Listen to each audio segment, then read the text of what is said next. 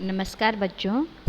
आज हम कक्षा 7 का जो दूसरी बुक है, ठीक है, सामाजिक एवं राजनीतिक जीवन। बुक का नाम क्या है? सामाजिक एवं राजनीतिक जीवन।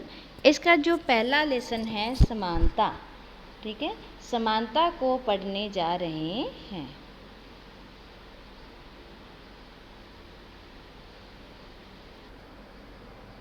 भारतीय जो लोकतंत्र है, ठीक है, भारतीय लोकतंत्र में समानता है। समानता का अर्थ क्या होता है? जब हम एक साथ रहते हैं, चाहे अमीर गरीब या किसी भी स्थिति के अंदर, ठीक है, ऊंच नीच के भेदभावना के अलावा सबके लिए जो समान भाव होता है उसे समानता कहा जाता है। और लोकतंत्र का अर्थ होता है कि हमारे यहाँ जो भारतीय सभ्यता है, भारतीय जो स्थिति है, उस भारतीय स्थिति के अकॉर्डिंग राजा का चयन या फिर राष्ट्रपति का जो चयन है वो किसके द्वारा किया जाता है? जनता के द्वारा किया जाता है। जिस राज्य के अंदर जनता है वो सरकार बनाती है तो वो राज्य लोकतांत्रिक शासन व्यवस्था के अंतर्गत आता है। अब अपने यदि लोकतंत्र के अंदर देशों के नाम देखें तो भारत है, अमेरिका है, स्विट्ज़रलैंड है, जापान है, ये सारे देश क्या है? लोकतांत्रिक शासन व्यवस्था के अंदर आते हैं। इसमें हम एक कहानी की तरह पढ़ेंगे कि इसमें थोड़ी सी मैं कहानी बता दूं कि एक जो काम करने वाली औरत है वो अपने मालिक के घर काम करती है और उसी शाम को वो क्या करती है कि वो अपने मालिक से सुबह के लिए छुट्टी मांगती है, क्योंकि उसे क्या डालना है? वोट डालना है। और उसका मालिक भी क्या डालता है? वोट डालने के लिए लाइन में। देखो मैं आपको थोड़ा सा ये टॉपिक दिखा रही हूँ। ये काम वाली बाई है और इसके पीछे जो ये खड़े हैं, ठीक है, ये कौन है? ये जो काम वाली बाई है और इसके जो पीछे ये खड़े हैं ये इनके मालिक हैं। तो ये कहते हैं कि देखो हमें कितनी समानता है कि हम एक ही लाइन के अंदर खड़े हुए हैं और एक साथ हम क्या देने जा रहे हैं? वोट देने जा रहे हैं। तो सरकार ने हमें क्या दी है? समानता दी है, समानता का अधिकार दिया है। लेकिन कुछ पल के लिए वो इस चीज़ को मानने के लिए तैयार है कि हमें देश के अंदर क्या दे रखी है? समानता दे रखी है। लेकिन अगले ही पल वो क्या करती है कि ये देखो लाइन में सब खड़े हैं, डॉक्टर खड़े हैं, इंजीनियर खड़े हैं, आम व्यक्ति खड़े हैं, यहाँ तक कि जो घर में काम करने वाले सदस्य हैं वो भी खड़े हैं, ठीक है, वो भी एक साथ है, वो चुनाव में वोट देने के लिए खड़े हैं। ये आपस में बातचीत कर रहे हैं। बातचीत के आधार पर ये कह रहे हैं कि देखो कितनी अच्छी बात है कि सरकार ने हमें कुछ अधिकार दिए हैं और अधिकार के माध्यम से हमें क्या दिया है?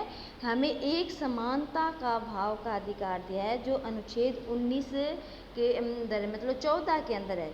14 के अंदर क्या दिया गया है? कानून के समक्ष समानता। तो कक्षा 6 में भी हमने लोकतांत्रिक शासन व्यवस्था पढ़ी थी।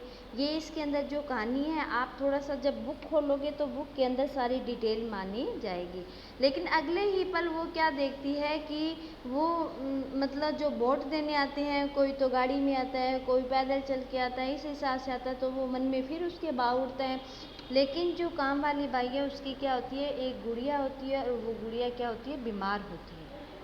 बीमार होने के कारण वो अपने मालकिन से कहती है कि मालकिन मुझे एक बार छुट्टी चाहिए और कुछ पैसे भी चाहिए जिससे मैं अपनी बच्ची का इलाज करा सकूं। जब वो हॉस्पिटल जाती है तो हॉस्पिटल के अंदर क्या देखती है कि ये जो मतलब जो स्थान है, जगह के है क्या कि बड़े जो लोग हैं, अमीर लोग हैं, वो अच्छे घरों में रहते हैं और ये देखो कैसे गंदगी भरे बच्चे हैं वो जगह में खेल रहे हैं। तो उसके मन में फिर आती है कि ये समानता थोड़ी है, ये किस प्रकार की समानता है। अब ये यहाँ देखो, ये सफाई करने के बाद में उससे पैसा लेके जाती है और पैसा लेने के बाद में ये हॉस्पिटल जाती है। कहाँ जाती है? हॉस्पिटल जा रही है। ये देखो, ये हॉस्पिटल में अपनी बच्ची को गोद में उठाए हुए देख रखी है। लेकिन वो देखती है कि जो मतलब अमीर लोग हैं वो तो पहले ही मतलब अपनी लिस्ट कटाकर और बड़े बड़े मतलब पैसे देकर या अच्छे हॉस्पिटल में उन्हें लाइन में नहीं लगना पड़ता और बिल्कुल डायरेक्टली है वो डॉक्टर को चेक करा लेते हैं। लेकिन हमें कहाँ खड़ना पड़ा है? हमें तो लाइन में, देखो ये सारी लाइन में खड़ी हुई हैं, ये मजदूर वर्ग है। तो कहाँ समानता है इसके अंदर?